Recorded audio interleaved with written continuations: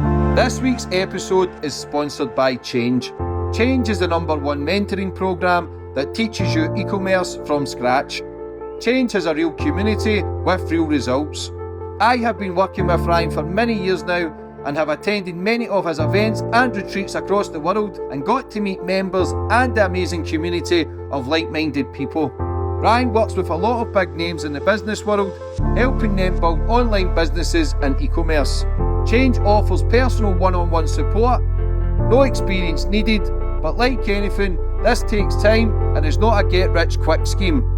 If you put the work in, you will get the results. E-commerce and online shopping is getting bigger and bigger. This is a great opportunity for anyone that is looking for financial freedom. For more information, go follow Ryan on Instagram at RyanJB, and he will guide you through the steps to help you get started and build a successful online business.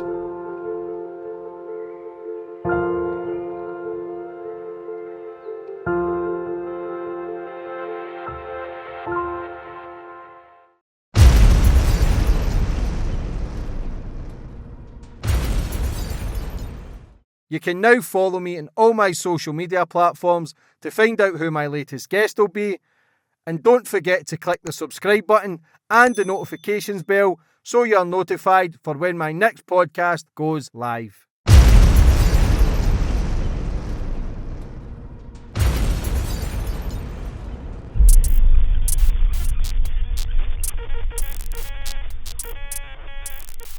And boom, we're on. Today's guest will be Macaulay, Dodd. How are we? How are you, bro? I'm good, man. I'm good. I'm all right, yeah. Seen your documentary, BBC? Yeah. Steroid Empire, you and your dad. Yeah. Smashing it all around the world. As always, things always come crumbling down when you're trying to fly under the radar. He's got heavy sentences between you. There was like 50 years between the whole kind of gang. Yeah. You've got 7 years at the start, which is a heavy sentence for Class C, but they were out to get you. Yeah, Seen the documentary, you're very outspoken, you and your dad, a bit of lover's tiff, kind of back and forth. Yeah. But how are you being a free man? I'm good, man. It feels good, yeah. Been a little bit now, so, just trying to crack on and be a good person and do good now, yeah. Keep out of trouble. Keep my nose clean, yeah. That's the one. Never good. That's the one, mate. That's the one. Before we get into all the nitty gritty, bro, I always like to go back to the start with my guests, get more of a bit of understanding about you, where you grew up, and how it all began. Okay, yeah. So basically, I'm just from a little place in North Wales called Deeside. Little bit, you could say, do you know what? If you weren't from there, you'd think it's a bit of a shithole, a bit rough. It's all right now. It's kind of mellowed out, and there's not much fucking going on there.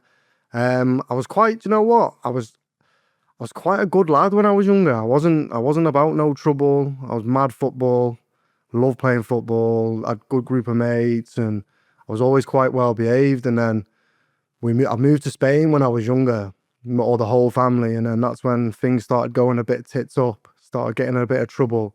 I lost all my hair, I did, so I got alopecia, which I think when I look back now from my view, had quite an effect on me and my behaviour. 12, 13, moved back, started hanging around my brother, his group of mates. They're all like 4 or 5 years older than me. They're up to no good, trouble, drugs, partying, fighting, fucking stuff like back in the day. And then I've got involved with them, and then things have just sort of started going tits up from there, really. Did you go to school? No, I didn't. I'd done Spanish school, but I was kept back a couple of years there. I was rebelling straight away. Just naughty little fucker, man. Did you have to learn the language? Yeah, I speak fluent Spanish now, yeah. I've got my mum, she still lives over there, my little sister, they're still there. And then me, my dad and my sister, we moved back. My brother stayed here. And then things started taking a bit of a turn for the worst when I started fucking hanging around with the older lot and not attending school. I got kicked out of school, didn't do year 10, 11. So I was just free to sort of do what I want. My dad wasn't really at home. My dad used to be a fisherman. So he'd literally work flat out, come home, end up on the fucking piss, or he loved the session at the time, my dad, like fucking, just don't blame him, do you know what I mean? But so I was just sort of like left free to do what I wanted, and yeah, just from there really. Because steroids obviously a big part of your story. And I think you said you were younger, you felt very thin. All the older boys were quite strong. You didn't really know they were on steroids. What age did you start taking steroids? My first jab would have been around 14, 15, I reckon. That's young. Young man. Yeah, probably my only regret is fucking putting that in my body at such a young age. Did you have alopecia before steroids? Yeah, beforehand, yeah. What was that? Stress? Stress, I think, mate. You know, before we moved to Spain, we had a really, really good life. I really family orientated. I was happy, man. I was content. You know, even when I look back now, I knew, you know, the bigger picture, I was all right. And then when everything started fucking crumbling down, family broke up, moved back from here, my mum's there, my dad's there. I don't think I could cope, to be fair, with the difference of life. Do you know what I mean? Do you think it was their breakup that caused that?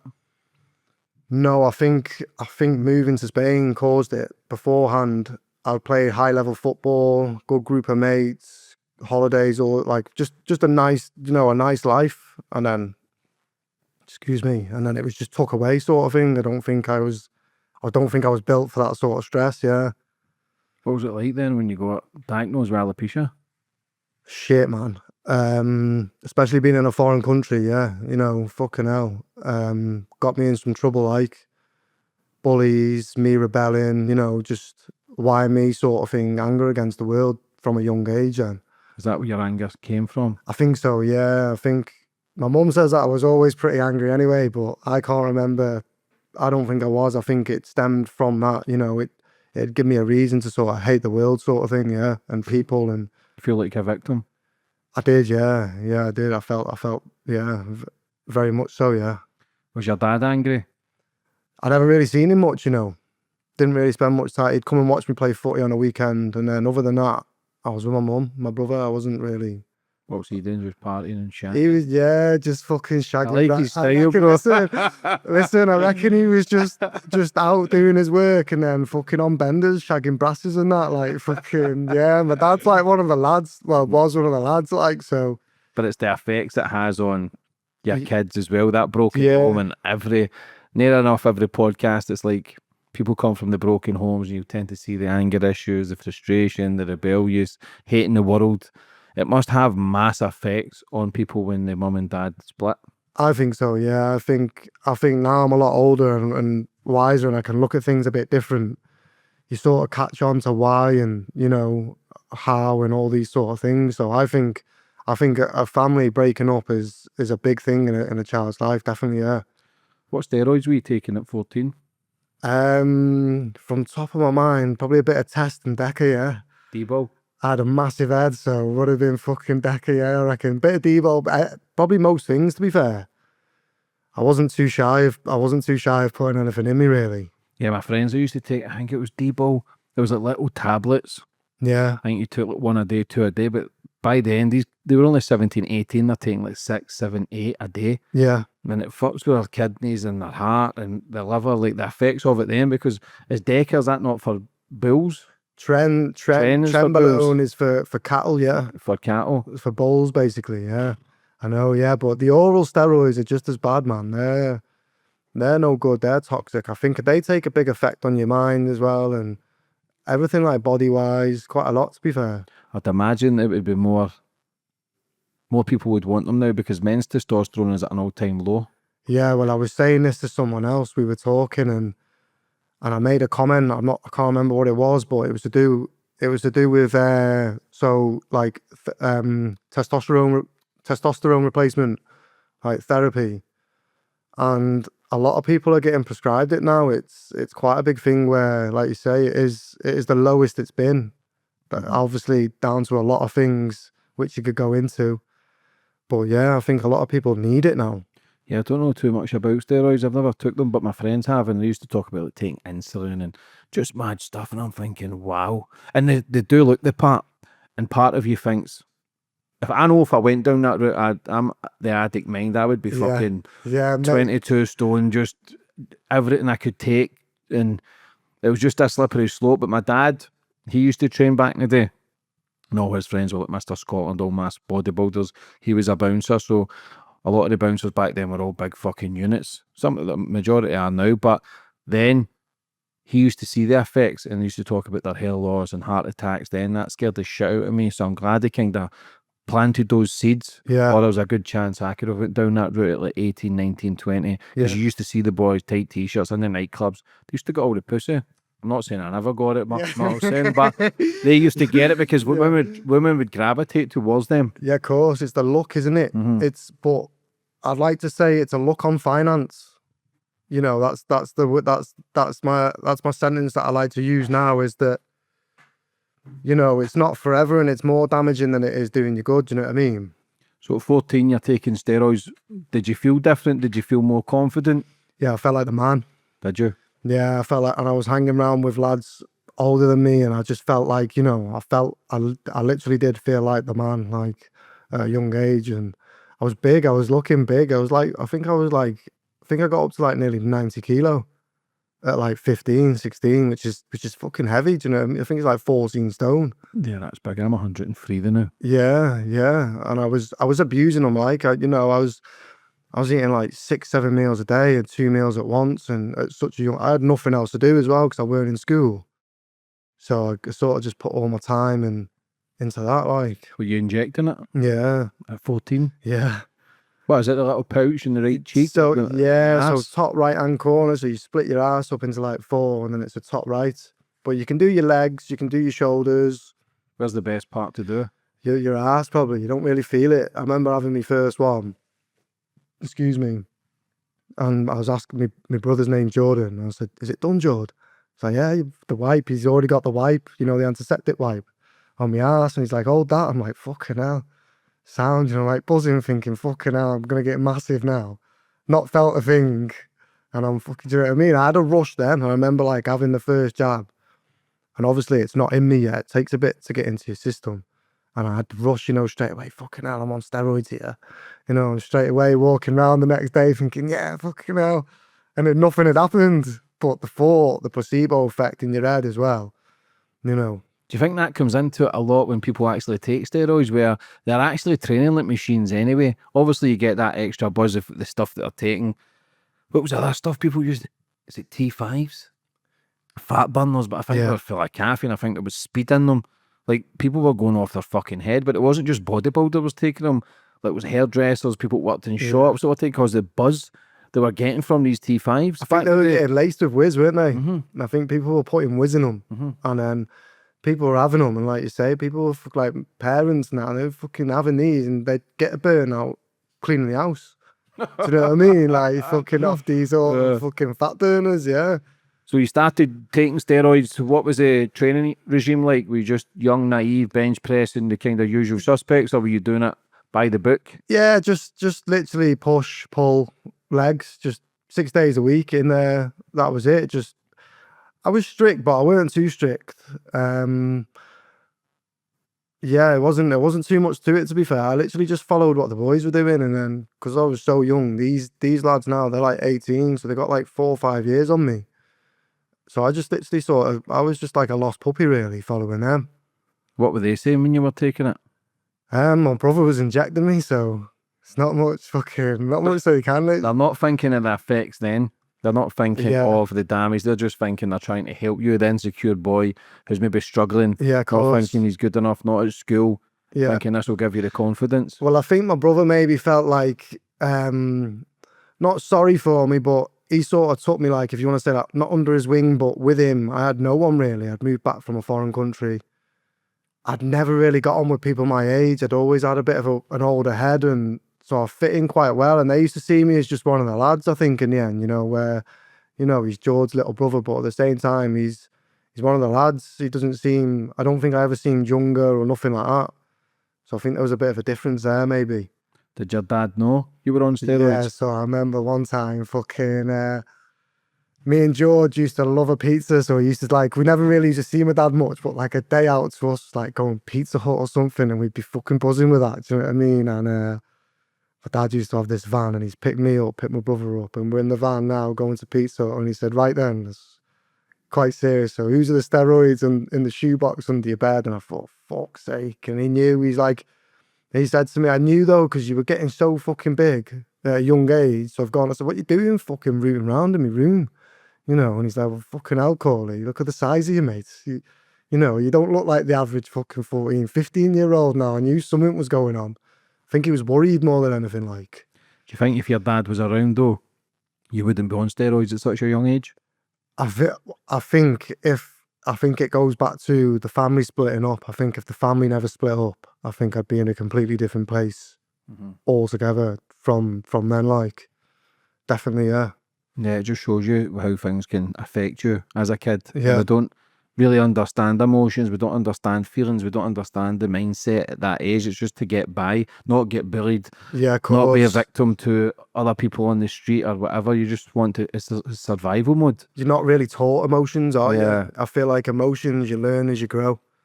So what did your dad say after he found out you're on steroids? It's nothing really you could say. I was up to a lot of stuff back then, so I think steroids was the least of his problems. You know, he knows that I'm going to gym. All right, I'm taking a bit of steroids, but he knows when I'm in the gym, I'm actually in the gym, or if I'm at home eating, he knows. Other than that, I think he didn't have a really clue what was going on other than that, yeah. How was the mood swings? Yeah, I was angry, like, especially growing up, because your test at that age from to your 20s is quite fucking high. It peaks, doesn't it? So now I'm putting all this gear in me. It wasn't good, like, I was angry, yeah. Quite a lot. Even just, for example, like, spilling a bit of your tea, you know, your cup of tea, and you spill a bit, you're like, fuck, like, it's quite over-exaggerated, but at the time, it doesn't feel like that. You're just going with the feeling that you've got, sort of thing. What is roid rage then? Because I know people who take it and they're calm, but people say when you're calm anyway, you're still going to be calm. People say if you're angry and you end up taking roids, you're just going to be even angrier. Like, do you see that? Yeah. Or do you see people who are calm become angry, or do you just think you're angry anyway and the roids just enhance it? I'd probably agree with the fact that if you've got anger there, I reckon it enhances it, definitely. I mean, someone that's calm, they've always got like that calm persona, and they're quite chilled, aren't they? And I think maybe the calm people, they might experience a bit of like rage in the gym and that, but not day-to-day life, I don't think. Probably mood swings, you know, you're affecting your hormones in your body. They're quite imbalanced, or they're too high, or, you know, I think the average male should be 27.7, your testosterone level. And when you're on juice, it can go up to like 400s, 500s, which is fucking through the roof. Do you know what I mean? Is it the buzz? Is it extra energy? Is it what? Like, Yeah, is it confidence? No depression? Because testosterone, the higher the testosterone, the more likely you are to be depressed. So Yeah. it must have a massive effect. But then the foods and that we eat can help your testosterone. There's so many good foods out there. Exercise, training your legs, I think is the best thing to raise your testosterone. Yeah. But we just don't fucking do it. I think people are just fucking lazy. Lazy. I think the modern society now is just so fucking lazy. And I'll be honest, obviously all the chemicals in the food now, what's going on, there's loads that you could go into which does affect your testosterone. But like, there's so many natural things and natural remedies and foods you can eat and diets that would definitely increase your testosterone. You just got to put a bit of effort in. I think people lack effort, don't they? Were you getting into trouble then? Yeah, I was naughty, like, I just think it just refers back to what I was going through as a kid. I didn't fucking care, really. Wasn't that bothered, you know. I was 14, lost me fucking hair. What worse could go on? Do you know what I mean? You would have gone well with mate, Stefan fucking back hell, in the day, bro. bold as fuck at that age. Do you know what I mean, mate? So, like, I think that the worst thing that could have ever happened to me was that. So I think when that happened, I just lost like all fear. I just think like, well, fucking hell, I believe in God, so God stripped me in my area. What, you know, and I just I don't fucking care anymore. So when did the steroids operation start? What was it? Because in the 3-part series, I think it was your dad. There was an old guy at the bar, and I think he used to do steroids and had a big wad of cash. And your dad says, "Listen, where did you get the money?" And he's told him. Is that kind of where the light bulb moment came? Was there more to it? Yeah, so I think my dad knew this fella for a while anyway, to be fair. And my dad's fucking mad because he's never been a bit short of cash anyway. Listen, Cochran was good money, man. It was. I just think he wanted someone else. The job that he was doing was fucking backbreaking, do you know what I mean? It's hard work. So I think he was seeing this fella quite often, and they were chatting, and then I think this fella has said to him, look, you know, my dad's quite on it with life and business and money, and just he's just on job with life really. And this fella's took a liking to him and give him sort of an opportunity to get involved, I think, yeah. What did you know about it then? Obviously, with you taking it and making it is two totally different things. Yeah, of course. To do with making it, I didn't have a fucking clue about anything. I just knew how to fucking withdraw it in a barrel and put it in me, like. Other than that, nothing. Getting it from China then, getting it cheap. Yeah. So a kilo, how many bottles could you make from a kind of kilo's worth? How did you make it all as well? Thousands, mate, out of a kilo. How much was a bottle? We had 3 websites, so we'd get hundreds of orders a day through the website, and they'd go for 40 quid a pop all the way through, and you'd have people ordering up to 10 bottles an order, so 400 quid. It's cost you 40 quid to make. Literally, if that, you know. Because on the series as well, you've got a farmhouse Yeah. out in the wilderness so nobody can see you. Yeah. Whose idea was that? My dad's. It's a good idea though. He's on it. Out of sight, out of mind. Yeah. Where we live is quite compact, and Everyone knows each other. yeah, everyone's looking and stopping you, and people are nosy fucking bastards, aren't they? Do you know what I mean? So you've got the lab kind of thing. It's not like a fucking lab, because on your website it's like little bottles, doctor's hands. You're thinking It's a shithole, mate. people see it was in a farmhouse with horse shit and leaves everywhere. Like it is a hazard. But so you've got that. You're getting the gear. Like how, so when you get it, unpack it, pour it all out. What do you mix it with? How does it? So basically we were getting the parcels in, and there'd be no time to leave it. It'd be getting cooked straight away. The minute we got the raw compound, it'd be cooked instantly. Like certain raws you use more than once for different products. Yeah, literally as soon as it come, it would be getting cooked up and gone straight away. What was the product called? Remvex Labs. Yeah. Mm-hmm. Yeah. So you're making it, cooking it up. How long would it take you a full day? Take like an hour to maybe cook it up fully. You have to unfreeze a couple of things, pardon me, and then filter it, and then it's done. It's ready to be filled. Then the bottles. So you're just cooking the stuff, putting other chemicals in it, cooking it. Do you have to let it dry out or anything? How does it work? So you literally, all you have is a Bunsen burner, like a big whisk, like a mixing bowl. You measure all your ingredients out depending on how many bottles you're cooking. So doing 1,000 at a time, you measure it out how much you need.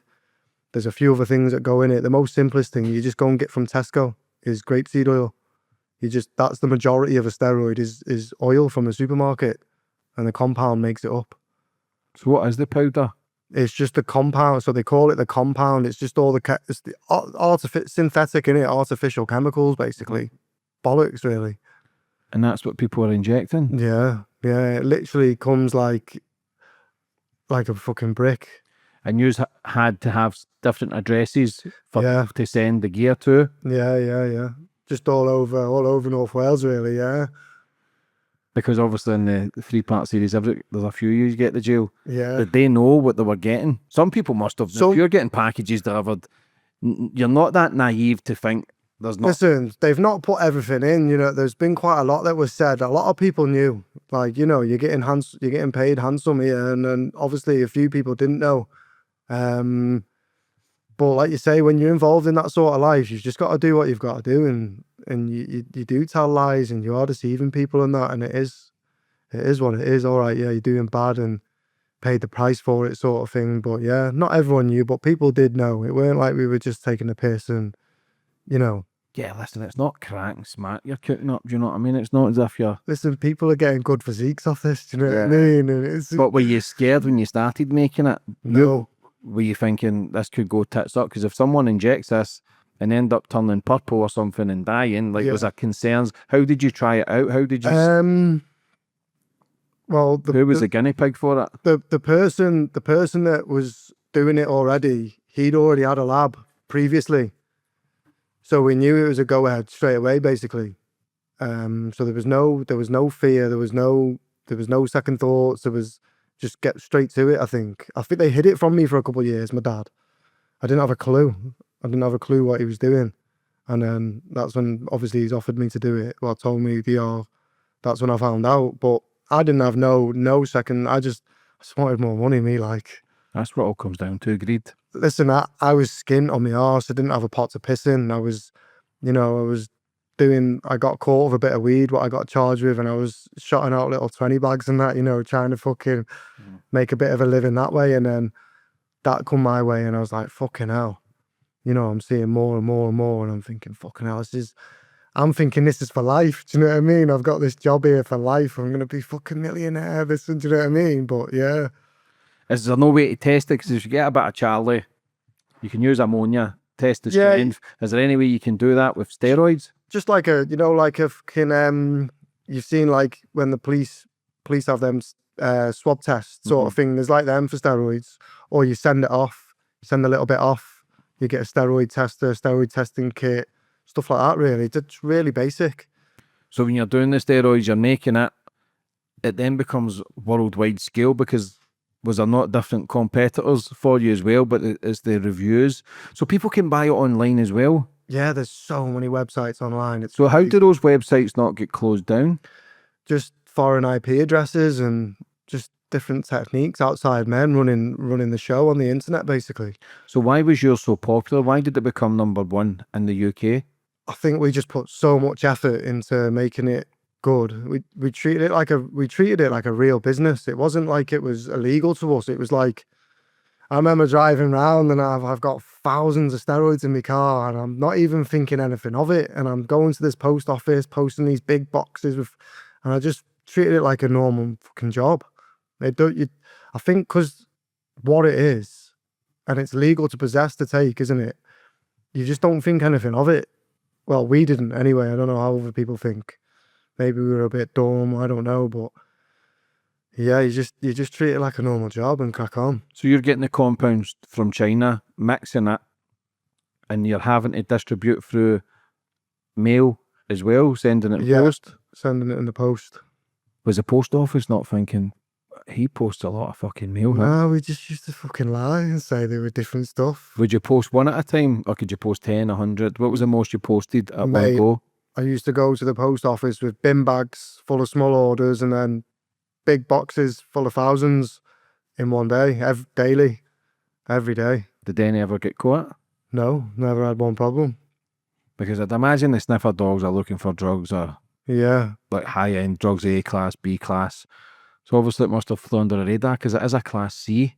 And I think because it's a liquid in a bottle, I don't think I've never smelt a steroid. When you're cooking it, it stinks, or when the raw comes, it stinks. But when you turn it into the oil, there's nothing more to it. It's just, once it's in that bottle, it's crimped, it's done. You can't smell a fucking thing. So how did you get good reviews then, because it was so popular? Or were you telling people to leave a review? No, not once. It was just good gear, man. We just put effort into making it good. And listen,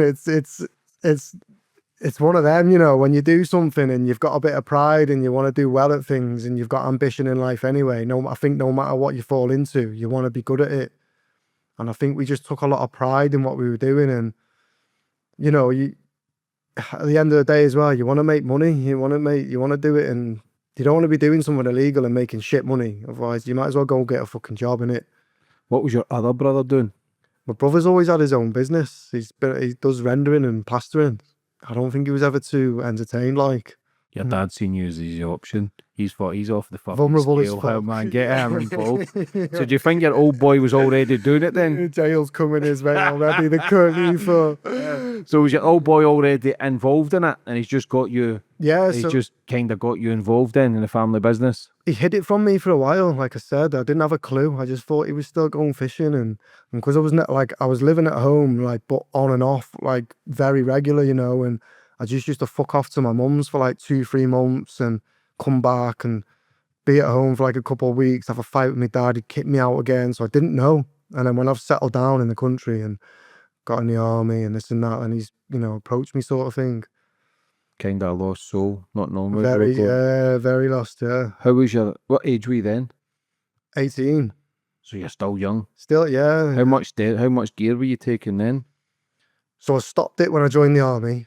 I didn't take any I didn't take any for a couple of years. Do you get drug tested? Yeah, but I didn't really Do you matter get to do tested that. for steroids? I used to go AWOL, me. Just to fuck off. I had the military police at my door a few times, and for me, the army, as shit as it sounds, it was just a base. I needed a home, and I was good at it. I was fucking shit hot. Like, I was really good. I got top marksmanship and top recruiting training. Like, I got a little mug and a medal and this and that. And when I applied to get out, I was 18, and you can apply to leave out at 18, but they knocked me back. So that's when I was like, fuck this, I'll fucking show you as I'm leaving, sort of things. I was lucky not to go to Colchester, like, because I used to just go AWOL for like weeks at a time. So yeah, it's like a base. It's like a home, really. Just an escape. Yeah, another escape route, mate. Yeah. So you're 18. So when you're getting the free steroids, were you taking more? Were you taking more tests? When we were making them, yeah, I just used to take bottles. How much were you taking? Don't know, maybe. I don't know. At the time, a lot. I couldn't. If I had to tell you truthfully, I'd be lying. But a lot, like, yeah, it wasn't good. Like, but Tren, I was just mad about testing Tren because I was mad for like shit food, so I'd be able to go and eat a McDonald's and a Domino's and still be shredded as fuck. So Tren's the one for bulls? Yeah, Tren's the worst. Why? Just takes a massive, massive effect on your mental side as well as your body. I think it fucks you up more mentally than it does your body. Why do people take it then? Just gets you in phenomenal shape so fast. A couple of weeks, you've been taking Tren. Test, it takes, a month, and you're like, right, okay. Tren is fucking so fast. Hours. Could you not have made that? Yeah, we made it all. So what else? So what did you actually make? We made fucking everything. Everything, like, literally. And then we bought things in as well to sell on the website then.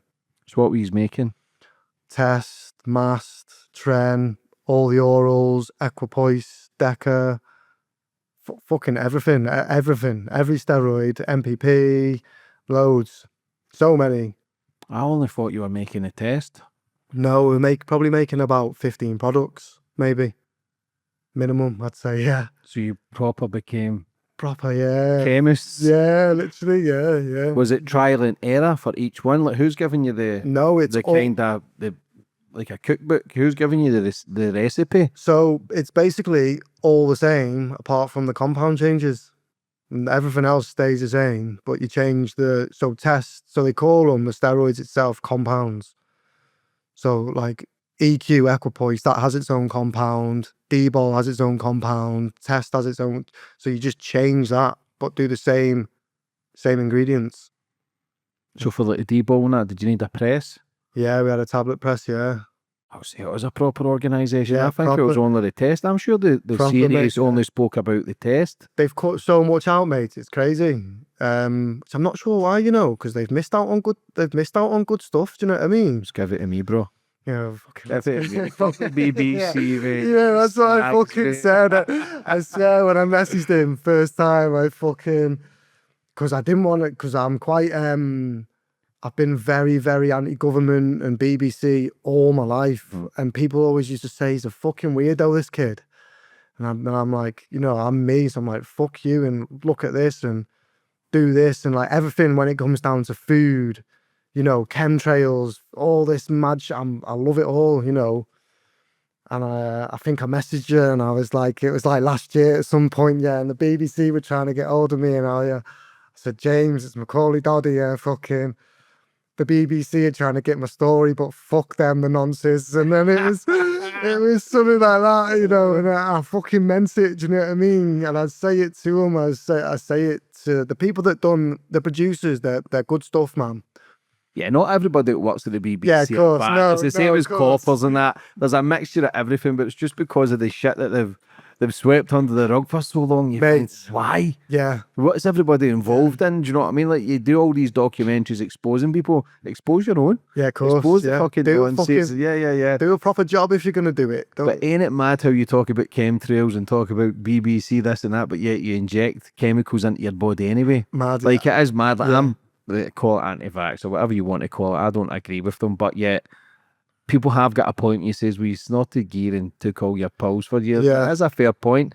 But end of the day, it was my choice then. Of course, You you're know? not being forced. Yeah, which is I'm a not massive vaxxed. difference. Yeah. But I'd never be vaxxed, you know what I mean? But like, I sort of get it, but at the same time, I do think sniffing a bit of coke and smoking a bit of weed and injecting a bit of test is completely different to being forced to take this chemical that's come out of a lab all of a sudden to cure. And you know, I think there's, when you look into things, I'd rather sniff a fucking gram line than go and put that in me. Do you know what I mean? Unless it was made in a lab in Wales, bro. Mate, You'd be listen. all over it, mate. If they came out and said, listen, we made this in Wales, you'd be like, give me that. Listen, if another lab comes out from Wales, make sure you buy from there. Yeah. So you were making everything then? Everything, mate. It was full time. I remember, yeah.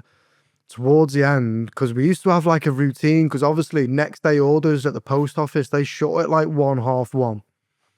So we'd get up, we'd start work, we'd do all like the laptop orders. They were like the main, pardon me, they were like the main orders, the laptop ones, because the most money, you know, and that's where all your reviews come from. And like, you could say publicity sort of thing online, box them off, finish the orders for 1:30 and we'd be done. Like, the day would be mine. I'd made all this money and I'd just go and live a life from 1 o'clock onwards after I'd done the postal run. And then the last maybe 6 months, mate, I was working till 11, 12 at night, all the time, finishing bottles. I just could not keep up. Like, it was fucking ridiculous. Did people know around you what you were doing? No, I never told a soul.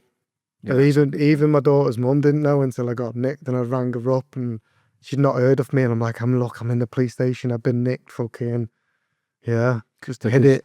Your dad was making a lot, and he was Yeah. not short-changing you, because obviously what I get from you can be a loose cannon, maybe in the pubs and spending a lot of money, more designer gear. You know how it operates, that you stick out like a sore thumb, same as the boys used to do graft back in the day where I was from. Before you know it, they're driving about in fucking Porsches, Of course. X5s back then. You do stand out as like a bit. You may as well just put a fucking police light on top of your car, and it's just a scream out that you're doing something wrong. But do you think, was your dad shortchanging you because of your personality? Was he trying to do you a favour, or was he just being a shark? I think he was just a greedy cunt, to be honest. Him and his mate and my dad's partner, they were all getting paid handsome. And I'll be honest, mate, it's nothing to brag about, but if it weren't for me, the operation wouldn't have gone down. My dad would never run that on his own, and he'd never got anyone that he could trust, you know. And I did love it in the end, you know. I wanted to be fucking good at it, and you know, it was sort of my life, you know. Like, that's all I had, so I wanted to be good. I wanted to keep it under wraps. I mean, he can't talk. He had rollies, cars, motorbike. He had fucking everything. Do you know what I mean? So why can't I go and get these fucking bits as well? Do you know what I mean? Were you a spender? I've always been a bit of a spender, yeah. I mean, this money comes and goes, you know what I mean? And I feel like when you're on a bit of I like to call it a money frequency, me. So when you make money and you've got that sort of thing about you, you always fall into a bit of money, do you know what I mean? So, but like, I wasn't like a show off. I've never been like a show off. I've always been like pretty humble and normal. And yeah, I like clothes, or, you know, I don't think there's too much up with that, do you know what I mean? Yeah, but like you say, money's easy to be made when you're on that, like you say, frequency. Yeah. As if you're tapped into it and you really want it, you can get it. Yeah. Everybody does what they want with their own time, and if you really want that paper, you can go and get it. It just depends how you go and get it, because when you do the negative side of it, like when you say talk about frequency there, it does come back and bite you in the ass. 100%, mate, yeah. When your dad then, so he was just being a greedy bastard then and just trying to get more money from you. Why did you not tipple though? Why did you not? Surely your mind, were you not thinking, we're doing all these bottles? Because I'd have been adding up my mind, right? I'd have been counting in my mind all the bottles that were going, or whatever tablets. I've been trying to calculate it in my mind just with a ballpark figure. But you know yourself, if you're working with sharks, they've got excuses. This goes out here. There's always something, mate. Yeah. There's always something when you're involved in an operation like that. There's always a reason why you're not getting, or why this is happening, and it's just a load of bollocks. And I think at the time, I know I always second guess it, and I always be like, right, well, this, and I'm doing this, but at first time, I think in my life, I was just happy and at peace, and I was quite comfortable. from what I can remember. So I didn't really want to fuck that up as well. Do you know what I mean? So I was in sort of a position now where do I fall out with my dad again now and get kicked out and end up scrapping and that's it, I'm fucking, and I've got nothing again? Or do I just bite the bullet, go for it, make this bit of money that you're making and live all right? Do you know what I mean? Because So we're not questioning if he's got the rollie and the motorbikes yeah, and of the course, cars, man. thinking, Yeah, of how's he course. got that? But then again, you're thinking, out here could have been saying, because I would have been saying, listen, it's the money I made before we done this. I was already making money. But there is always angles with people being greedy bastards. But that's the thing about family. The majority of fallouts comes through money. Yeah, And as much as a loyalty and trust is there, you would die for your dad, you would kill for your dad, and he would do the exact same for you. But money gets involved. There's an element of greediness comes in because you're crooks at the end of the day. yeah. He's a flying under the radar. Do you know what I mean? We He's a dodgy bastards anyway. It's mad but- to hear you say it. Do you know what I mean? Yeah, well, it's true, but you're crook, so it's hard to invest in a crook 100%. But you know yourself, your boys and your family members who you know are loyal to the core. Yeah. But when money sneaks through the door, you just want bigger and better things. It's so mad how money destroys us mentally. Everyone. It's not just anybody. There's an element of greed with everyone. We always want more.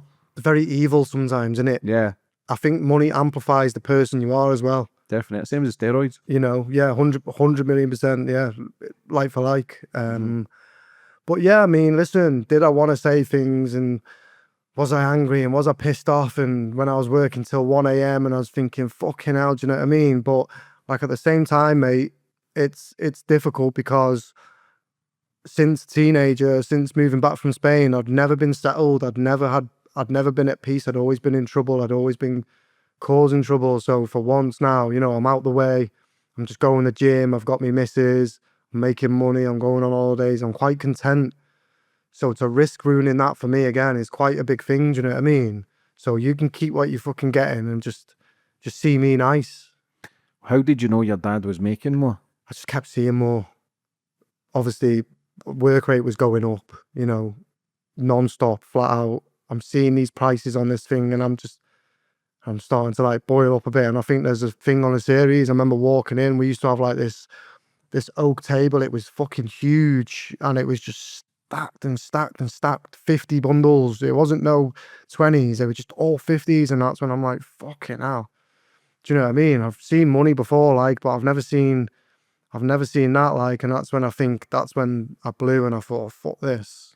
Were you getting a set wage every week or every month? Yeah, so originally I started off on £500. £500 a week at first. Yeah, that's fucking terrible. Mate, you're fucking telling me, do you know what I mean? And I hold it against my dad until not too long ago, to be honest, because I think you fucking... How long did they keep you on that for?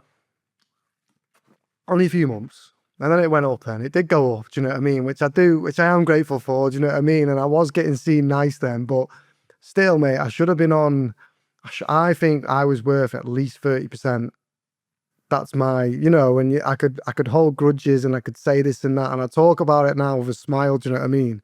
What did the course estimate it at? Millions?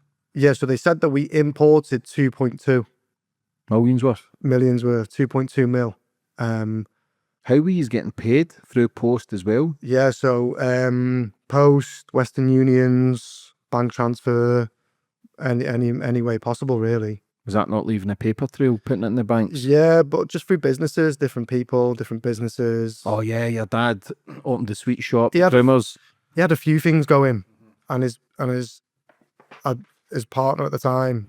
So they were just washing the money through the businesses. Yeah, Yeah, no, it's a good setup. It's a good operation. yeah, he was pretty clever, to be fair. Yeah, and he seems switched on. It's not a case of the business is a good kind of smother. Yeah, he's always been very business.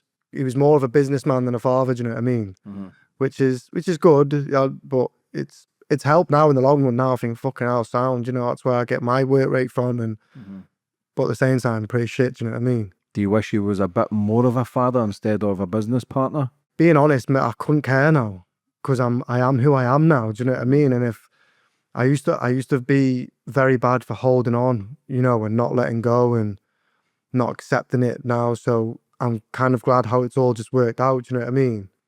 So do you think he was then obviously using you, but using you in a way he knows he could trust you? Because as much as you had your differences, you probably know you wouldn't have broke for each other. I'd always respected him as well. You know, no matter what shit we'd been through, I'd always had, you know, he treated me like shit and I treated him like shit. But I always had respect for him. And I would always, you know, trust him. And he's my dad in it, do you know what I mean? So I think he had that as well. Was he ever paranoid before the coppers came to think this is getting too big here? Was he ever scared of like CID getting surveillance? Was there ever any concern of that, especially of the scale you took it? Yeah, I think there was. I think I mentioned in the series, in the documentary as well, there's a couple of times where I probably could have been seeing things or fucking whatever, but I can guarantee I wasn't, where certain cars or, you know, a certain man was watching us. But other than that, mate, I'm gonna be honest. All we wanted to do was just expand and keep it going, and you know, we settled into this life now where we don't have to work for no one. No one's telling us what to do. We're sort of our own bosses. You live that sort of life, and you just think. I think you don't really think of the negative sides because you're so indulged in everything going well. I think it sort of blindsides you a bit. Could you ever take any of it legit? Is there any of it legal? Debo or any sort of steroid legal? So doctors prescribe tests, don't they? Yeah. If you've got a low test count. But it's obviously different for the one that you're making, I'd imagine. Mate, knowing the government, I fucking would. From 100 scenes. How many of the things that you were creating, how many could you have made legal if you could make legal?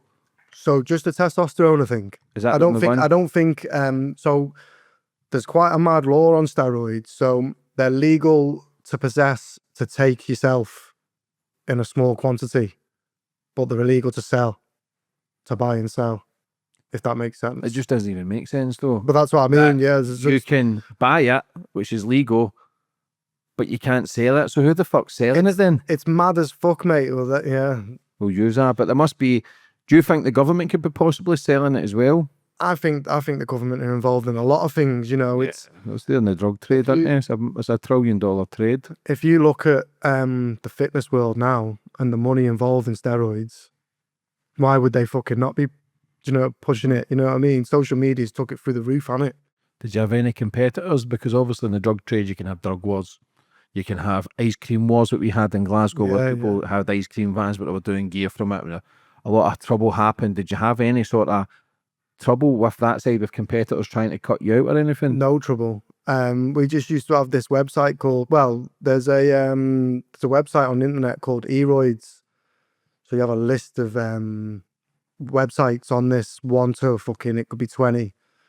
Do you know what I mean? And they're your competitors really. That is it. There's no one really. No. Everything's so cheap and everyone's making so much money that there's so much market.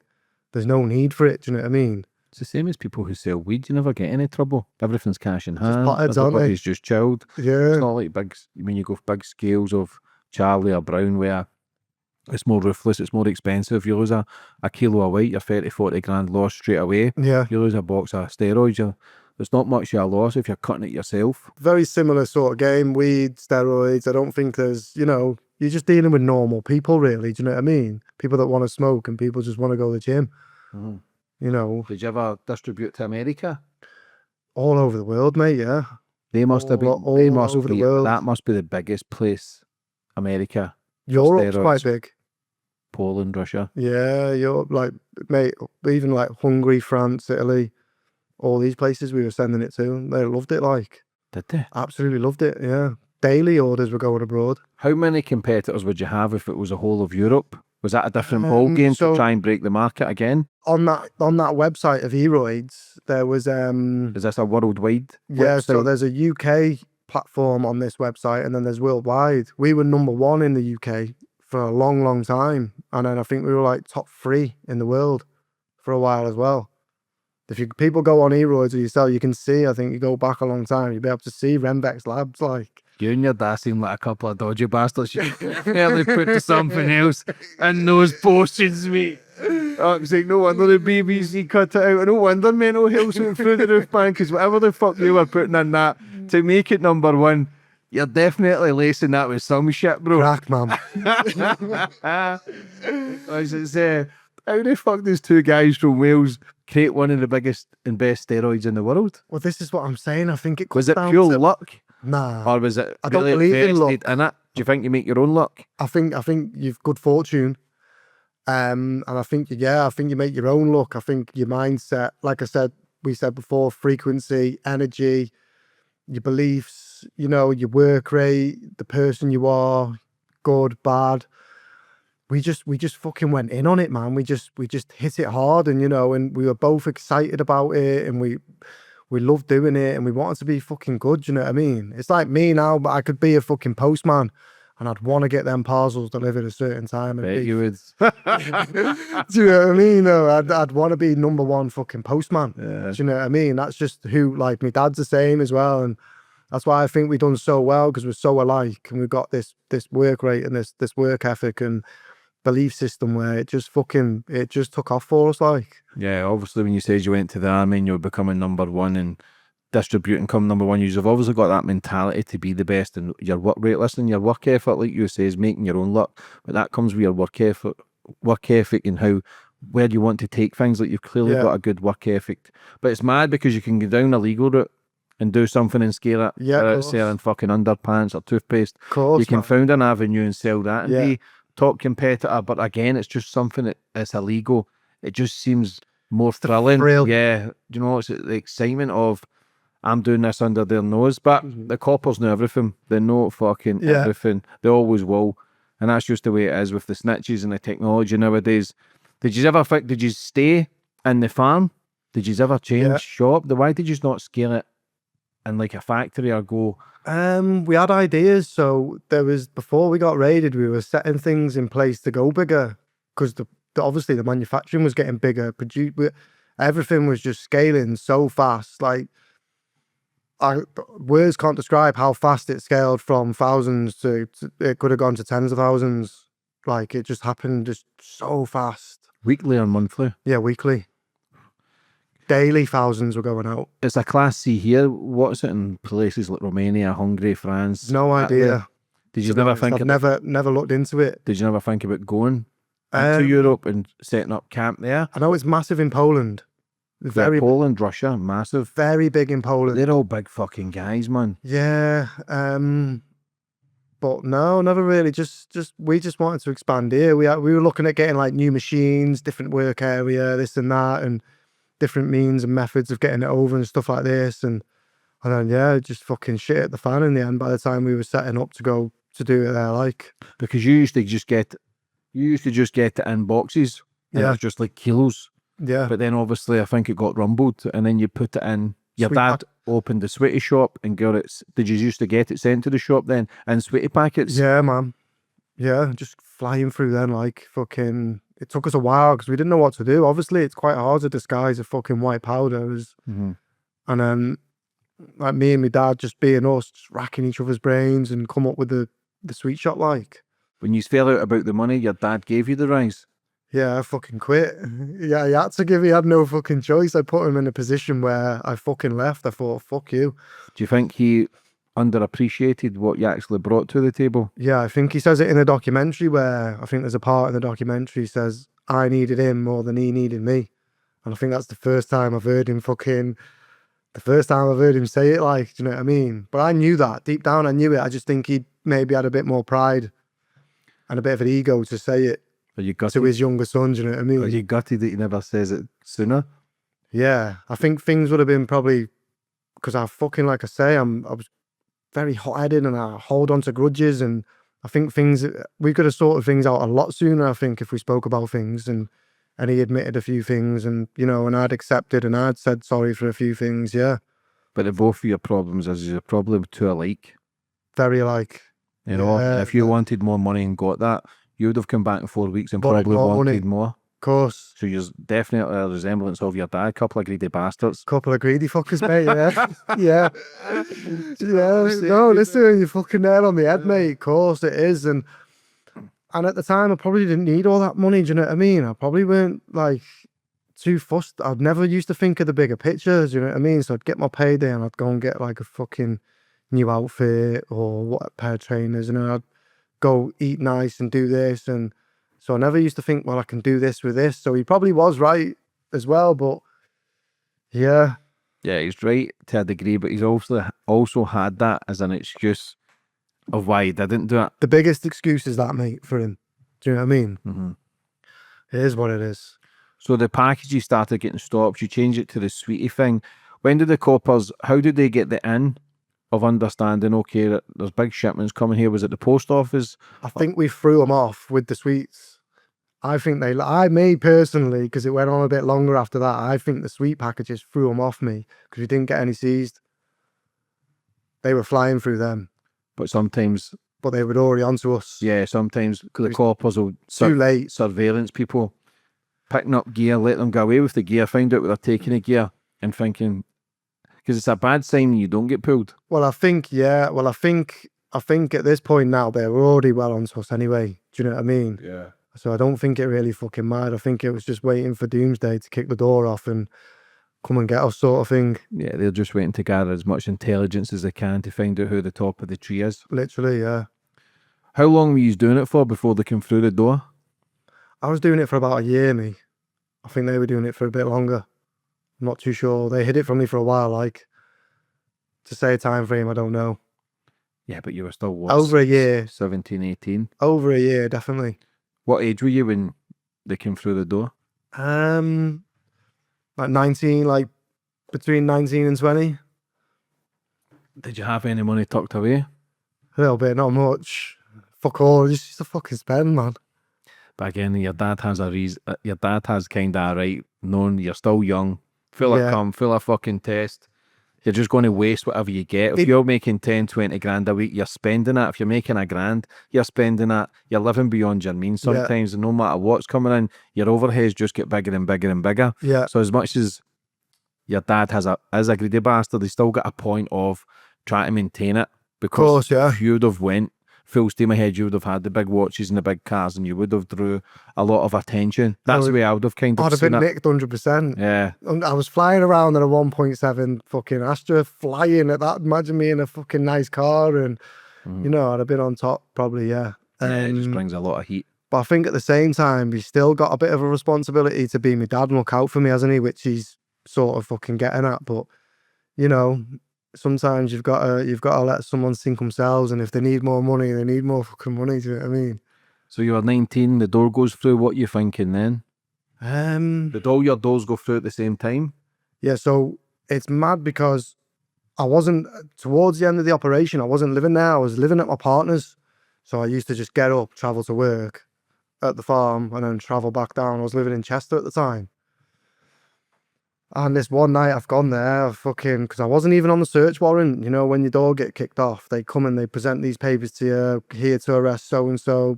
And I wasn't even on that. So they must have sort of had an inkling I weren't there, and I was there that night. And they fucking kicked my door off. And I used to like have this lock on my door, and they've kicked all the doors off, and they're fucking knocking on my door. And I'm saying, look, I'm fucking naked. Just give us a fucking set, put some clothes on, and just let them in. And then they didn't handcuff me at first. So my dad, when I've gone downstairs, my dad and his partner were cuffed on the sofa, and I was taking gear at the time. And I had like this hairdressing bag, this red hairdressing bag, because I used to shave my hair. And it was full of roids, and they were Remvex. So when the police have searched my room, they've obviously seen the fucking Remvex in my room and nipped me from then. But they'd have had me anyway, but I wasn't on the warrant. I was probably on the warrant down in Chester. So you've been next. So you were all in the same house? Yeah. Your dad, everybody handcuffed. Was it armed response? Yeah, NCA and someone else. It's mad though for a class C for steroids with the armed response. I just think because of the scale, man, and the money involved, and you know, I think that's all I can go off. I can't give anything else. I just think that it was the scale of it, because it was huge. Like it was. If they've had surveillance on you, they've probably waited for you all to be in the same house, because if they don't, it can give someone the heads up to do the toes. Of course, yeah. Well, that's why I think when I've gone there this night, they've fucking kicked the door off. Yeah, get them all. Yeah. What you thinking then? Fuck you, innit? What you literally? Do you know what? Just, I'm gonna be honest, mate. More disappointment. Disappointment. More gutted. I'm getting more money now. How long? What's the Do you know what I mean? time frame for getting a pay rise to getting the jail? 2 months, maybe. Your dad's probably phoned that in, mate. He'd have rather do a This sentence and cunt's give you more fucking money. rinsing me now. Yeah. Come and fucking get us. It's time. Do you know what I mean? So you were getting more doors have went in. Yeah. Did you realise how big your sentence would be? No, I was told, my barrister was telling me for the 3-4 years I was on bail that I'd get suspended, and you know, you've been on bail, because the bail was going on further, but at the time they charged us, it had gone from bail to under investigation. So they had to charge us, otherwise it would have got fucking walked off.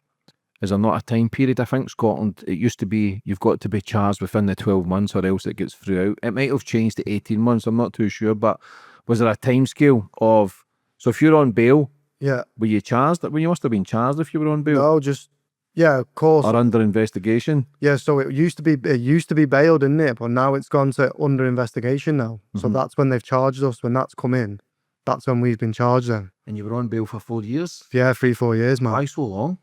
Fuck knows. I think they just playing with us, mate. I just think they had it in from us from the get-go. Didn't like that this family and this small community, North Wales isn't even that big, do you know what I mean? Had been making all this money and they'd fucking got away with it for a while, like.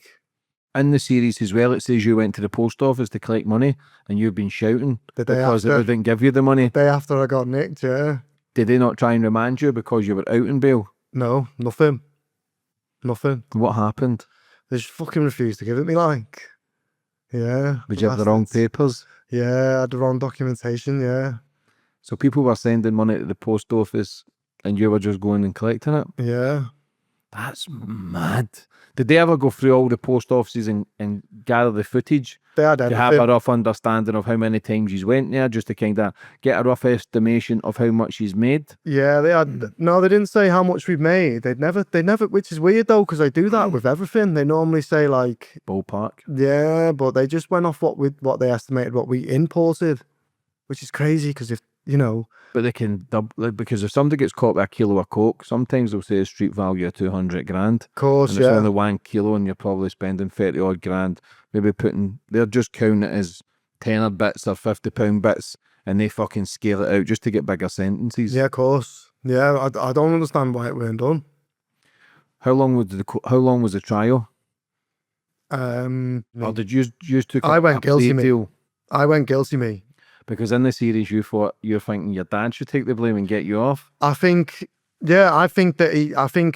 definitely getting nicked because they didn't have too much evidence on me. The evidence on me was very, very, what's the word? There just wasn't much.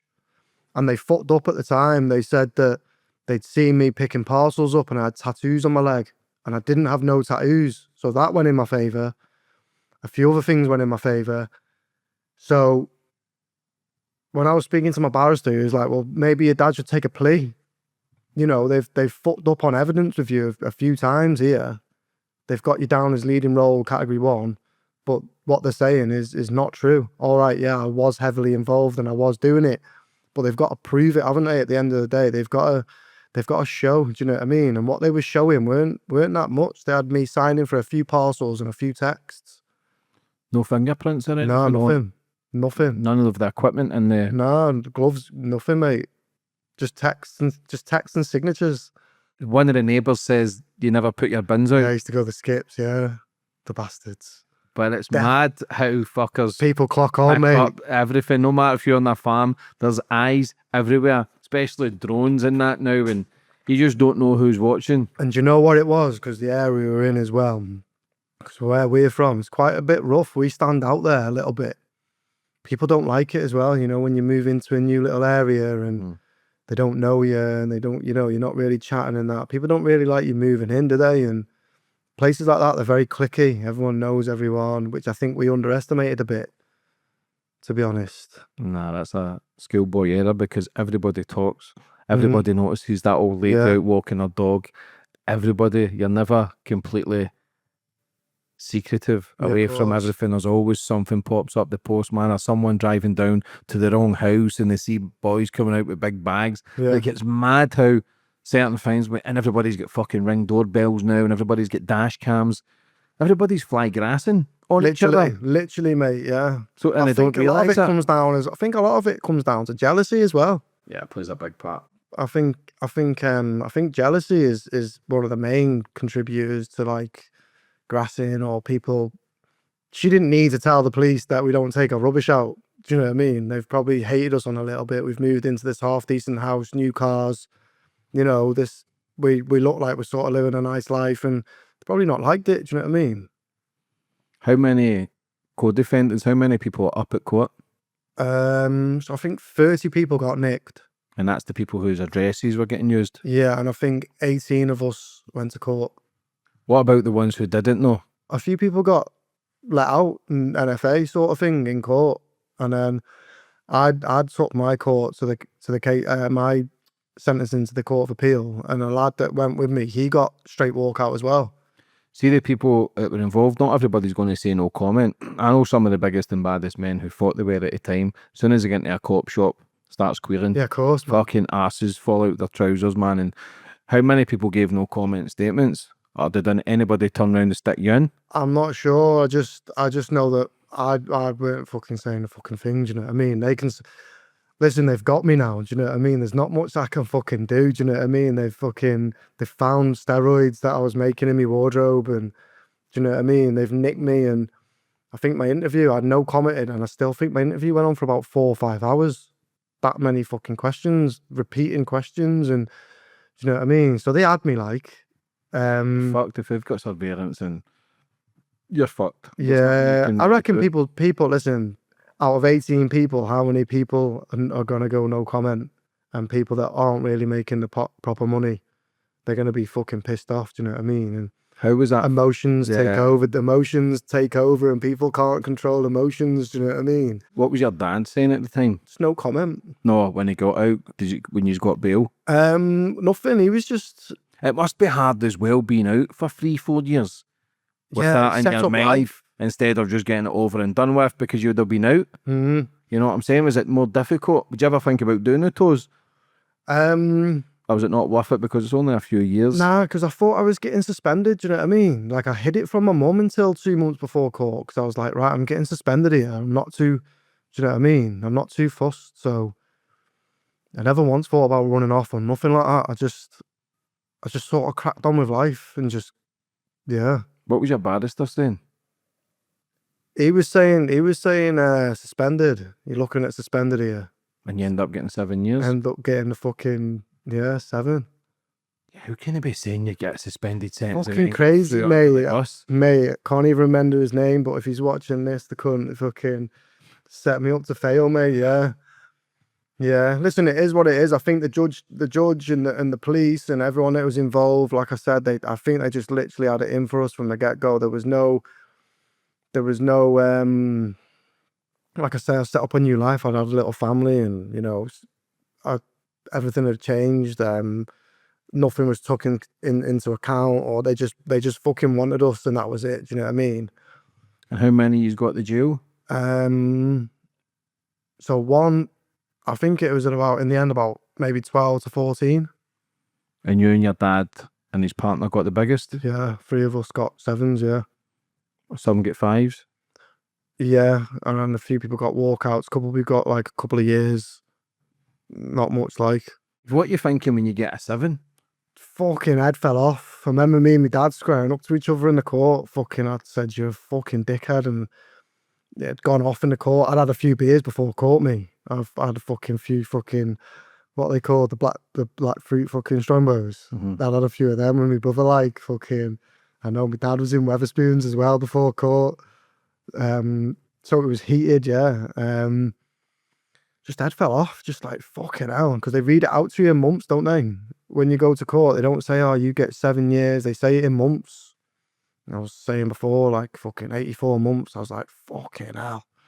Feels like a fucking lifetime, that. Do you know what I mean? 84 fucking months. You try to work it out in your head fast while you're getting fucking walked down the dock, down to your cell under the court, and you're like, fucking hell. I'm like, fucking 7 fucking years. You know what I mean? Yeah, there's people get caught with hundreds of kilos. There's people get done for murder and only get 10, 12 years. I know people that have stabbed people and got 5. Do you know what I mean? And I'm like, what the fuck? Yeah, look at all the nonsense, man, who get community service. Name changed. Fucking detached house and the fucking Yeah, 7's a bit of a stretch for yeah. steroids for a Class C. When there's people get caught with Class A's, hundreds of kilos and get 4 or 5 years just for supplying. But it just depends. It just shows you how big your operation was. Conspiracy, content. Yeah, of course. like, Manufacturing. yeah. I think I got done for manufacturing, supplying, importation, and money laundering. Yeah, that's a lot. It's Yeah. not as if you're just getting a shipment, Yeah. taking it and passing it on. You're The full works, innit? getting done with the full operation, you know what I'm Yeah. saying? Yeah. How many charges was there? I think everyone just that was involved. A few people got done for like importation, bit of money laundering, but me, my dad, and his partner, we got done for the supplying, manufacturing, importation, and money laundering. Yeah. What about the company you were getting it from? Obviously, nothing can happen to them. They've not got the No, it's jurisdiction. legal. It's legal over there, isn't it? Well, legal. it's not anymore. They've made it illegal now, but it was legal over there. So they're not doing anything wrong. Fuck all. They You- weren't at the time. They were just supplying someone in a fucking. They're just making their money, yeah. So what you think? What jail did you go to? So I went to Old Course at first, and then from Old Course to Berwyn in Wrexham. So you went to Liverpool. Yeah. But your dad was in the same jail. Yeah, we same cell. Two's daughter, me and my old man. What you thinking then? Do you know what? We just had a fucking laugh, you know. I know it sounds fucking mad and people might not believe you, but we just cracked on with it and just got on with it and made the most of it. When we got to Berwyn, we were quite lucky. We got on a fucking really good wing, and there was like 20 odd lads from Llandudno there. So it's only up the road from us. So we fucking straight in with these lads on the wing. Fucking, it was nice. It was like, I refer to Berwyn as a big youth club for men. Literally. So you're doing a 7 with your dad. Yeah. Yeah. Did you ever have the conversation of father and son kind of There was about your life, your upbringing, the split up, the kind of getting shit money? Oh, nothing like that. Nothing about upbringing or nothing like that. Just about the operation. Yeah. Yeah. Were you taking steroids before you got the jail? Yeah, not too long or not much, to be fair. I sort of swerved them for a little bit, stayed away from them, and yeah, in and out for a couple of years maybe. What about when you got the jail? Obviously, you can train a lot. It just depends. Were you training every day? Did you get steroids in? I didn't take no steroids in there at all. How hard's it coming off them? Yeah, really hard. I mean, the addiction is real, do you know what I mean? Probably I'd say it's up there, like, you know, you go from being Superman to this fucking crashed little boy. No testosterone in your body, emotional. Just, yeah, it's not good, like. Why do you think a lot of people are struggling now with kind of, is it body dysmorphia and kind of insecurities, and social media must play a massive part? You've got all these guys editing their photos and think they're big and strong, not realising all the stuff that they're taking. You know, and how fucked up their mind is. How many bodybuilders do you know that are actually brutal to be around? They're not nice people. Their just heads are fucking totally gone. Miserable as sin, mate. Yeah. And I think, like you say, social media is fucking definitely a massive part. And I'll be honest, half these people don't even look the way they look when they post. It's edited. You know what I mean? It's good lighting and it's with a pump, or do you know what I mean? It's quite fake. It's quite fucking, it's very deceiving. Do you know what I mean? And because the men always want more, don't we? We always want to fucking do better or look better or more money, better car, better. There's always more for a man. So when you're involved in the gym or go in the gym and you see these men, fucking hell, look at him. It's, you know, straight away you're on juice. How was it in prison for you? You and your dad together? Completely honest, mate, sound. I had a fucking all right time. We had a laugh, do you know what I mean? We had a good time. Well, not a good time at all. It was fucking shit, but it was sound. Do you know what I mean? We had a laugh. We got on with things. We made mates, and do you know, it wasn't hard. Like, it was just boring. It was fucking boring as fuck. You appealed your 7 and got it down to a 5. Is that correct? So I ended up getting a 4, done 2. Done 2 years behind the door in the end. That's not too bad. That's sound, mate. So, I mean, a bit more money would have been nice, you know what I mean? Come out to a bit more money, yeah. Yeah, Your dad not say, listen, all that extra money I took from you, there you go, it's there. See that grand a week I was putting away for you. Yeah. You are, yeah. But now, he sorted me out a little bit when I got out, got me on my feet a little bit, and then yeah, but jail was all right. It was sound. I made some of my best mates in there. Like, if I'm honest, Did your dad get a reduced sentence? no, he didn't even try and appeal his. Why? They had a lot more on him than they did me. So, and I think he was just got on with it. Do you know what I mean? When I was still like quite, well, fucking hell, they said this and that wasn't, and do you know what I mean? In my head, I played it over and over again in my head. What sort of stuff were you seeing in prison? Were you seeing any dark stuff? You know, there's a lot of stabbings, a lot of suicide. Seen a lot of cold blues, a lot of people smoking a spice, dying on the spot. A lot of fights, just a lot. You do see a lot of shit. Like, it's not a nice place. It's a very intimidating place. Yeah, it's not a place you really want to be. There is a lot going on in there. But I feel like in there, if you're in trouble, you bring it to yourself. The trouble doesn't just happen. Do you know what I mean? But like I say, mate, I was quite fortunate. I did have a lot of laughs in there, which people are probably going to say, yeah, whatever, but I did. I think that's just your personality, though.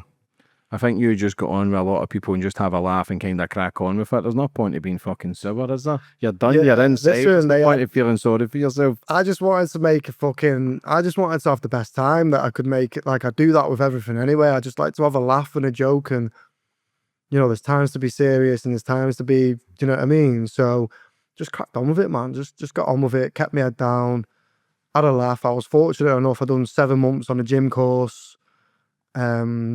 A few things happened. Like, there was this one story. So I had a pad mate, he's from my way, called A.D. Perkins. Absolute nut job. He was in the army. He'd done a tour to Iraq and Afghan. Head was gone a little bit. Always used to give the screws shit, like, always terrible. And they've come spinning the wing one time, and the screws have fucking ended up filling AD in, and I'm fucking stood there, and I'm about to get released now. Like, I've got like maybe 3 months left to my release date. I'm thinking, fuck's sake, why? You know, it's all happening so fast. Shall I fucking get him? Do you know what I mean? I'm in a position where I don't want people to think he's a fucking coward. He's not helped his pad mate, because it's quite like that in there. Do you know what I mean? Word gets around the jail fast. So I've jumped on this screw's fucking neck and fucking got him in like a fucking guillotine headlock fucking thing. They've ended up filling us in anyway. Spun the pad, left us to it. And when they've locked the door, yeah, my mate AD's gone to lie on his, because it's in a double cell, gone to lie on his bed, put his head behind his head, his hands behind his head, and a screw's radio has fell off the belt and it's in his fucking bed. So now we've got comms, me and this lad called A.D. Perkins, around the whole jail. So we're on the screws radio, fucking terrorising the fucking screws. They known us as radio boys by the time we left. It was fucking quality. Like, I've got the nick and shit at home. But I was home in 3 months, but because I was so well behaved before that, they sort of let me get on with it. Do you know what I mean? I got caught with a bong before it, which they knocked me back for my Cat D and a couple of scuffs, but nothing. But yeah, we had these screws fucking running around, and there was this one screw, he proper had it in for me, because when I went to jail, making quite a bit of money beforehand. I didn't know what jail was like, and I went to jail full of designer, which was a big mistake, like fucking Prada's, Gucci's, this and that, and he hated me, this screw. And I had this radio and I was going, Kieran Baxter loves men, Kieran, the whole of the screw jail, and people on the wing were like, no way, fucking heard you on the screw radio. It was fucking, but other than that, nothing else happened. Did they not know who had the radio? Not at first, and then we had this woman on the wing called Gemma, and me mate AD had this proper distinctive laugh. I heard AD fucking laughing down the radio. Like, no way. They come to the cell, riot fucking shields, this and that. We just give it on back in the end. We said, look, they nicked us, got a nick in, and then that was it. Like, who was the guy, the influencer? Who was full of roids, he was in the bathtub, that was in the series. Who was that guy? I'd never met him, you know. Who they tried to make out as being the kingpin of it? He used to buy a lot off us. I remember just used to writing his name. We used to write names, you know what I mean? And then we got like a label printing machine. But I'd never met him. I didn't even know too much about him. To us, without sounding funny, he was just another customer. Do you know what I mean? So he was just buying it and then adding He was just a buying drink on it for himself. So the websites we used to have was two like a bulk website where you'd get them. Say if you buy it in the thousands, you get it cheaper. And then we'd have the website where you sell it in singles, you know what I mean? And he was just one of them people that would buy it off us and then sell it on his website, like. But we had many of them. Like, it wasn't just him. I think it was the fact that he'd passed away during bail and stuff like that he'd been made out to be, he'd been put in the bigger picture, like. How did he die? I'm not sure, to be honest. I think it was heart attack, I think they were saying. Yeah, he said that it had an think he- enlarged heart or something. I think he liked his party drugs. Charlie and that. Yeah, I think so, yeah. And with, obviously, when you take steroids, it makes the heart wall bigger, doesn't it? Mm-hmm. So, yeah. Is there any steroids that are safe? I personally think now, with a bit of research, I think testosterone is the safest you can take at a mild dose. I think you could run that for your life. Oh, what's that called? No, I know some friends take that TR something. TRT, well, that TRT. is basically testosterone replacement. Mhm. That is it. It's just test. It's just upping your test. But do people get addicted to it? I'd say it's all addictive. But if you're running on low test naturally anyway, why not have it? Do you know what I mean? We're us men. We're meant to be testy. We're meant to have. Yeah, bit- we're red top blooded fucking males now. It's all gayness out there, man. It's all soft it's lads. yeah, feminine as fuck. Do you know what I mean? And lads aren't lads nowadays. They are fucking. Do you know what I mean? Pussies, man. They are, mate. Yeah. So, I mean, I think it's been pushed out there quite a lot and been pushed on us now. Do you know what I mean? But if you have got low test, I'm not no one to advise no one. But if I felt that way now, I'd probably have a bit of test. Yeah. But I wouldn't use it to bodybuild. I'd use it as a bit of a health kick. Do you know what I mean? You're still selling it, you can't. You're trying to promote the what's website, bro. Put your hand on the table here. What were you thinking when you get out? Just what am I gonna do? What's for me now? Do you know what I mean? I'll be honest, I'm grateful for jail, because if I didn't go to jail, I'd probably ended up on a bigger sentence doing something else. So jail saved me. Jail did save me. And then just, you know what? The whole time you're in there, you're thinking about getting out. So getting out was quite nervous. Do you know what I mean? It's quite nerve-wracking getting out. I remember walking down the fucking reception and being in this room, because they search you when you're going out and that. And then when you're getting let out, my nerves are just like, fucking hell. Like, I remember like getting in the car and doing 50 was like, fucking, do you know what I mean? You slow down here. I've been very stationary for 2 years. You know, you're stuck in fucking four walls, and the only bit of running you get to do is like on a run club. Do you know what I mean? Or so just what's there? What's next? What do you do? I went to work with my brother. My brother took me on, and I was getting like 180 quid a week, which is fucking shit. Like, listen, great. Same amount as your dad was giving Yeah, you. listen, 300 quid less than fucking that. Do you know what I mean? So yeah, it was difficult. To humble you. Nah, living on basic humbled me. £4 a week to buy food. Do you know what I mean? That fucking, because when I was in jail, I was spending a bit of money to live nice, and you know, I had it quite nice in there. And then I think getting the £180 a week motivated me. It made me think, fucking hell, do you know what? You can do this. And then I went and got a job. I was contracting for Scottish Power then, you know, doing the underground lines. So it was all right, difficult, but you know, landed on my feet. Like, Do you think you were getting surveillanced when you came out? Just in case you went straight back to it? probably for the money. I think they fucking thought I had more money than I fucking did. Do you know what I mean? But nah, I think we got watched when we got bailed. I think we were getting watched then, definitely. But after it, maybe not for too long. I reckon my dad and that might have. Did you ever watch the thing about the Encros? No, I've not seen it. I know a few people that got. Well, Yeah, someone there from Salford just got 43 years, I think. But it was madness. I watched the kind of series But it was madness what they were doing, sending pictures of guns and bombs and fucking just shipments of gear and Crazy. and not thinking that these were never going to be Crazy, mate. how nobody was going to tap into them. Like they can get into anything. Anybody can, I believe. I think it's all government set anyway. Yeah, I think it was all the plan to set up to get the big fish and to get the big fish speaking on these phones and sending pictures, and it's just suicide for me. Where these phones come from all of a sudden, these encro phones, these encrypted phones. But they cracked it for I think 70 odd days. They had them. That was the French. But within that period, they got as much as they could, and the sentences that people got, ridiculous, madness, lives and that, wasn't it? Yeah, mad. I know a few people that got nicked on it, and yeah, I mean, I've not for me that like. So your dad gets out. When did the BBC series kind of start? How did that come into fruition? That was like 2 years ago.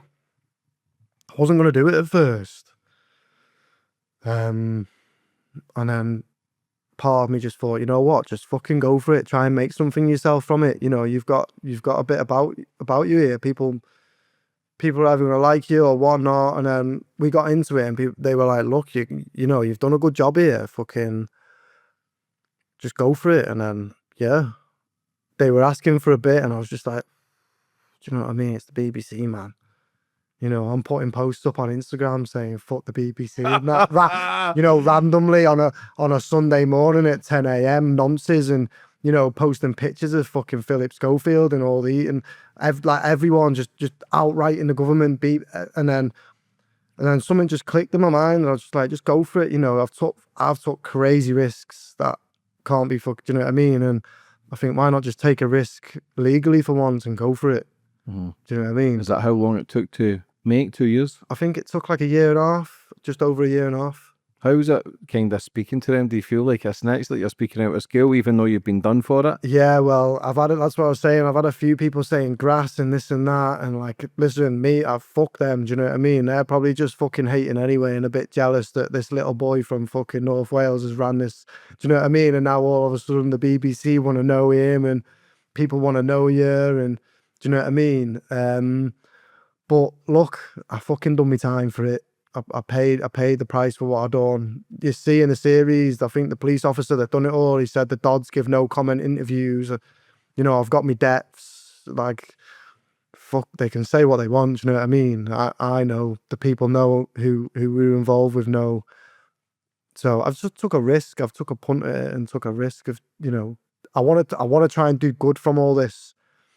Do you know what I mean? I've had a bit of a shitty life, done some shitty things. I want to try and change and, you know, do good and try and help people. When were you at your lowest? Fucking 6 months ago. No, I don't know. Do you know what? When I got out of jail, I literally had nowhere to live. So my brother took me in again, and I was sleeping on his floor, and I was getting 180 quid a week, and I was putting my daughter to sleep on my chest. And I was like, fucking hell. You know, this is all love to my brother, because if it wasn't for him, I would have never had somewhere. I'd have been in a hostel or something. Do you know what I mean? Probably up to no good again. But that was a low point. That was a really, really low point. You know, putting my daughter to sleep on my chest to go to sleep. That was shit. Like, but at least, yeah, family's a mad thing, innit? Like, your dad's got you to jail, your other brother saved you. Like, families are fucking, it's a seesaw of emotions. Yeah. Family members. Where do you think you would be without your family, though? What knows? I was heading for bad things. Yeah. Dead or life in prison. Yeah, not so much dead. Probably a big sentence. Probably a big sentence was coming my way. Yeah. I got caught for a couple of other things that I got no further action on, and I think they would have got me in jail, big time. Yeah. Yeah, it's life scary, isn't it? Where you don't really know where it's going to go. But how's life now? Life's good, man. Life's good. I'm happy and content, doing well, positive. You know, I have my daughter all the time, working hard. And I'm trying to do something else now. I'm taking on a bit of a new venture and trying to get myself out there and, you know, set something up where I can do good. What are you talking about? Speaking in school, speaking in prisons? So I think I'm going to take that route. Yeah. I wouldn't mind doing some talks and, you know, maybe becoming a bit of a life coach, maybe, or I feel like I've got it. I feel like I've got the potential in me to do something like that. Definitely, yeah. Yeah, well, you've lived a life. You've came from trauma. You've came from fucked up past. You've came from a bit of misery, you know, and you've clearly got the right mindset. You're a good kind of guy where you don't really get bad vibes from. You've made a lot of fuck ups like everybody in life. Yeah, man. You know, and you're still young. What age are you? I'm 30 now, yeah. Yeah, fucking still young, bro. Yeah, I fucking don't feel it, mate. Yeah, fucking hell. Self on the test, bro. Yeah, so you just want to make better choices, better decisions. Yeah, I just want to help, man. I feel like I've just got something in me where, like, I've always been like quite money obsessed. I've always wanted more and more money, and now I feel like I've took a massive turn the last few months where, well, maybe a year or so, where I really just want to try and help. I've just got someone in me where I want to try and do good for people. Do you know what I mean? I feel like I've got something more to give. It's just owning up your fuck ups, isn't it? It's owning up your mistakes and trying to be better and trying to learn from them. You know, like I say, it's not the worst thing in the world you've been done with. Yeah, of you think course. you're doing the right thing. People want to get big and strong. Any side effects? I just help people, and I really. You should be awarded, bro. You should be awarded. Look, for anybody who's maybe thinking about steroids or taking steroids, what would you say to them? I'd say only take steroids if you're bodybuilding and you want to do it for life and take it serious. Do you know what I mean? I think people above the age of 30, go and get some blood work done if you're feeling a bit low and down. And if you need some tests, take a mild dose, take TRT. I think other than that, avoid them at all costs, yeah. I know, who's the bodybuilder you see now? I'm not Ronnie Coleman. Ronnie Coleman. He's fucked, isn't he? Oh, it breaks your heart. He's fucked, isn't he? You watch him doing his competitions and just massive mountain to then seeing him with the walking sticks and just kind of deteriorating. And but then again, I know Dorian Yates and he still looks great. Yeah. He's still switched on. But the gear these guys must have took to get to those sizes is not normal. I don't think, that's why I say, I think, look, if I knew what I know now back then, I'd have never ever laid I wouldn't have laid eyes on them. I'd have made them if put in the opportunity, do you know what I mean? But I wouldn't have took them.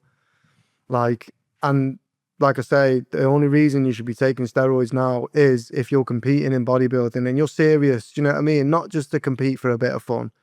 Because your body and your health is more important than a fucking trophy, do you know what I mean? In my opinion. And then 30 and above, go and get your fucking test checked, innit? And have a look and see where you're at. And it probably could do you some good. Yeah, your test drops, I think, 40-50% as soon as you get into your 30s. Yeah. That's why a lot of people are depressed, you know, man. You mix that with alcohol and shit foods and a bit of sniff.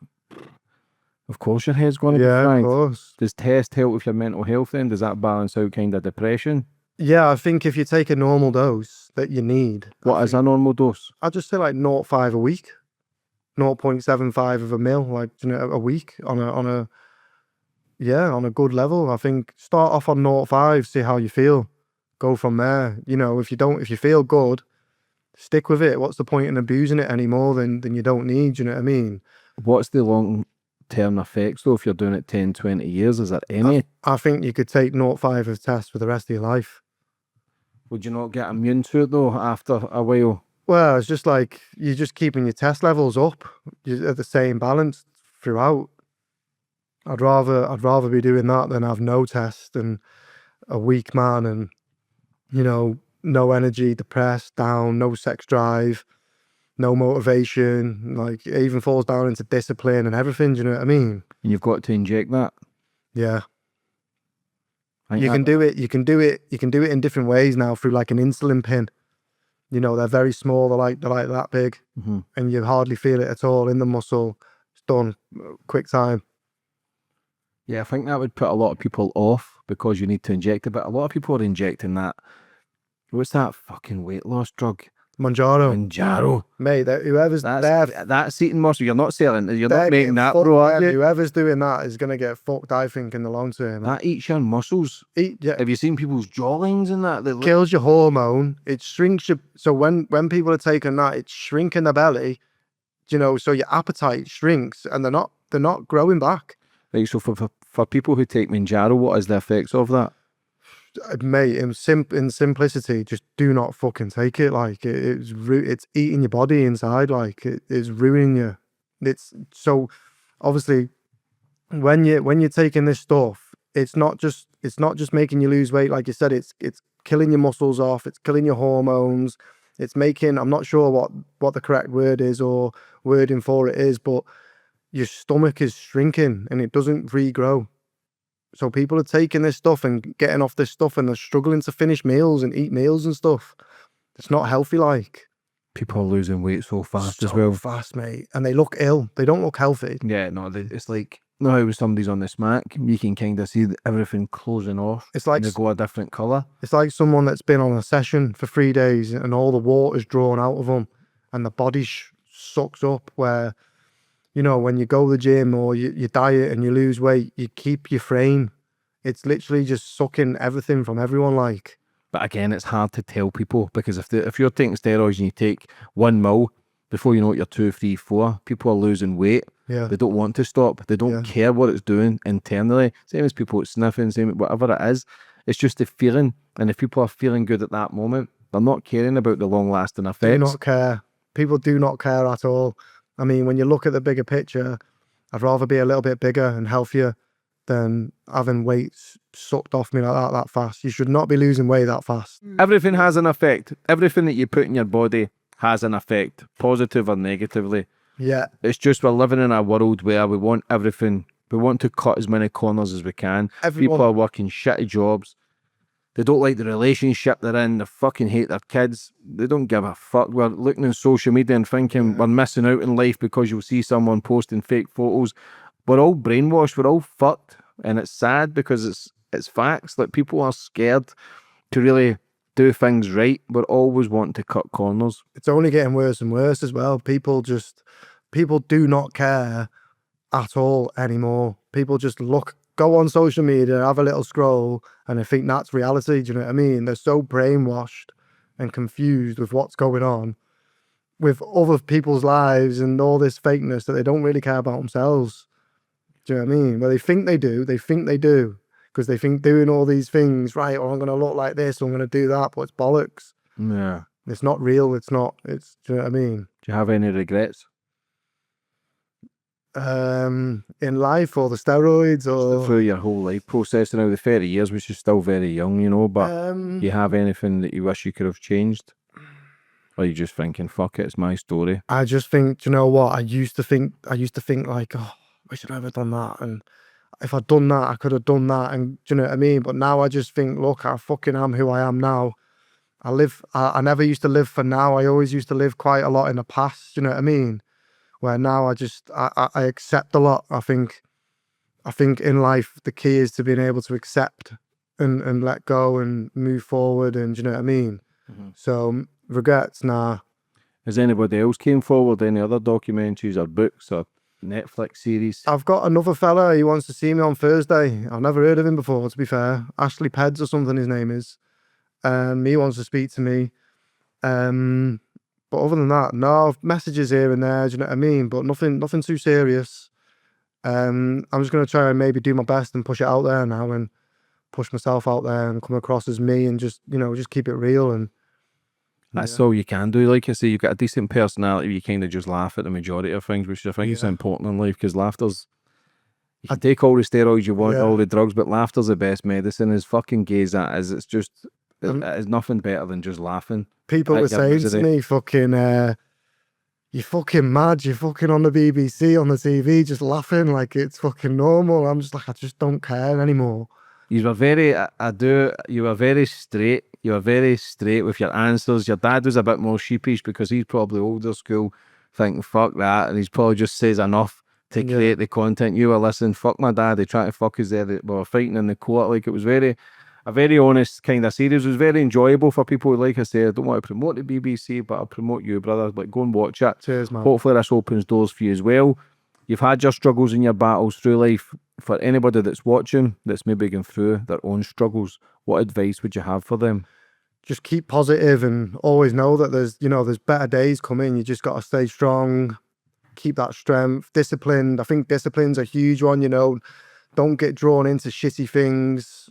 Stay away from all the negative bullshit. Stay off your phone as well.